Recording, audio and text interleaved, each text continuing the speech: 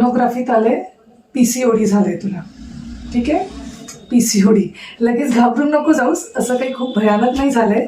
हे PCOD हे खूप सध्या कॉमन आहे, म्हणजे जवळपास 10तल्या 2 ते 3 मुलींना तरी PCOD आहेच आहे.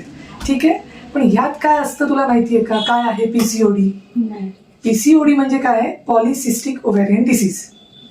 ठीक आहे, तर हे घाबरण्यासारखं नसतं, पण याची ट्रीटमेंट करणं खूप आवश्यक आहे. ट्रीटमेंट नाही केली तर बऱ्याचशा गोष्टी होऊ शकतात, ते सगळं सांगेल मी तुला. तर PCOD म्हणजे काय हे आपण बघूया.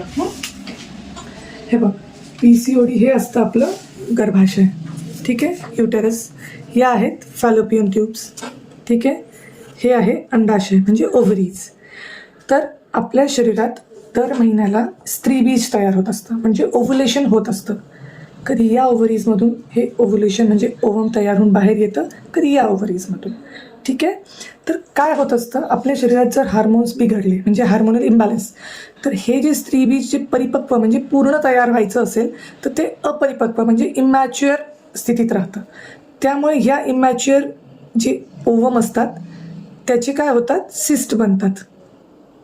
ठीक आहे, तर ह्या सिस्ट म्हणजे गाठी. ओके. ठीक आहे, तर याला काय म्हणतात, आणि या सारे छोटे सिस्ट तयार होतात दोन्ही ओव्हरीजमध्ये, तर याला म्हणतात PCOD, पॉलिसिस्टिक ओव्हॅरियन डिसीज.